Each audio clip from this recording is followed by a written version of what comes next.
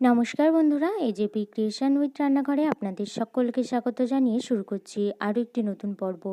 আজ আরও একটি মজাদার নতুন ইন্টারেস্টিং রেসিপি নিয়ে হাজির হয়েছি আপনাদের সামনে। আজ আমি বানাবো কাটা কচুর রেসিপি। চলুন তাহলে আর বেশি দেরি না করে রেসিপিটি শুরু করা যাক। আর রেসিপিটি শুরু করার আগে প্রত্যেকবারের মতো আপনাদের কাছে একটাই অনুরোধ, ভিডিওটা একটু স্কিপ না করে প্রথম থেকে শেষ পর্যন্ত দেখতে থাকুন এবং রেসিপিটি ভালো লাগলে অবশ্যই একটা লাইক করে চ্যানেলটিকে সাবস্ক্রাইব করে রাখার অনুরোধ রইল। আজকের রেসিপিটা কিন্তু দারুণ ইন্টারেস্টিং ও টেস্টি হতে চলেছে। এই কাটা কচু বাটার রেসিপিটা কিন্তু খুবই টেস্টি। আপনারা এই কচুটিকে কী নামে চেনেন আমাকে কমেন্টের মাধ্যমে জানাবেন। আমরা কিন্তু কাটা কচু বলে থাকি।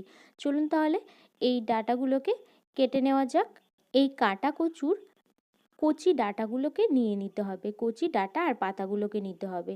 যেগুলোই বেশি কাটা থাকবে সেগুলো কিন্তু একটু ভালোভাবে আঁচড়ে কাঁটাগুলোকে ফেলে দিয়ে তারপরে আপনারা কেটে নেবেন। এইভাবে খোসা ছাড়িয়ে নিতে হবে, খোসা ছাড়িয়ে কেটে নিতে হবে। এই পর্যায়ে ডাঁটা আর পাতাটা কিন্তু আমার কেটে নেওয়া হয়ে গেছে, সমস্তটাই আমি কেটে নিয়েছি। এবার ধুয়ে নেব। আমরা কিন্তু এই কচুটাকে কাটা কচু বলে থাকি। আপনারা কি বলে থাকেন প্লিজ আগেও বলেছি, এখনও বলছি, কমেন্টের মাধ্যমে প্লিজ জানাবেন। এইভাবে করে ধুয়ে নেব, ধুয়ে জল ঝরিয়ে তুলে নেব। ডাঁটা আর পাতাগুলোকে বেটে নেওয়ার জন্য আমি এখানে একটা মিক্সিং বোল নিয়ে নিয়েছি। মিক্সিং বোলের মধ্যে দিয়ে দিচ্ছি খুব সামান্য একটু জল দিয়ে কিন্তু পেস্ট করে নিতে হবে।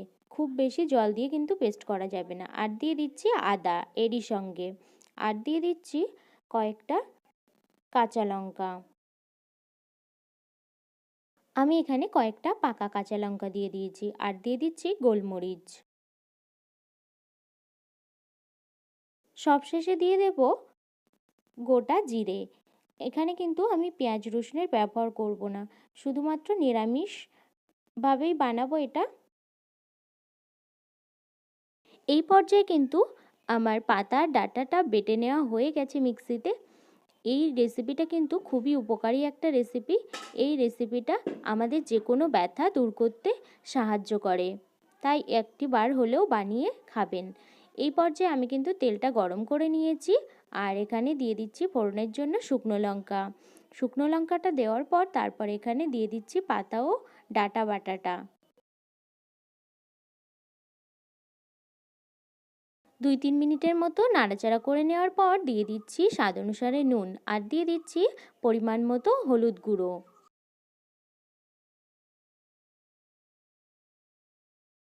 দেখুন বন্ধুরা, এই পর্যায়ে আমি কিন্তু 15-16 মিনিট ধরে রান্না করে নিয়েছি। তারপর কিন্তু দেখুন চারপাশ থেকে কিন্তু তেল ছেড়ে দিয়েছে। এই পর্যায়ে বুঝতে হবে যে রান্নাটা কিন্তু আমার হয়ে গেছে। আমি এবার নামিয়ে নেব। এই পর্যায়ে কাটা কচুর ডাঁটা আর পাতা বাটা রেসিপিটা কিন্তু আমার রেডি হয়ে গেছে। আমি নামিয়ে নিয়েছি। এই রেসিপিটা যেমন টেস্টি তেমন উপকারী। আমাদের শরীরের যে কোনো ব্যথা দূর করতে কিন্তু এই রেসিপিটি ভীষণ কার্যকরী একটা রেসিপি। তাই বাড়িতে অবশ্যই একটিবার হলেও বানিয়ে খাবেন। আশা করি আপনাদের সকলের খুব ভালো লাগবে আর উপকারও পাবেন। আমার এই রেসিপিটি যদি আপনাদের ভালো লেগে থাকে তাহলে অবশ্যই একটা লাইক করে দেবেন এবং কমেন্টের মাধ্যমে জানাবেন আমার এই রেসিপিটি আপনাদের কেমন লেগেছে।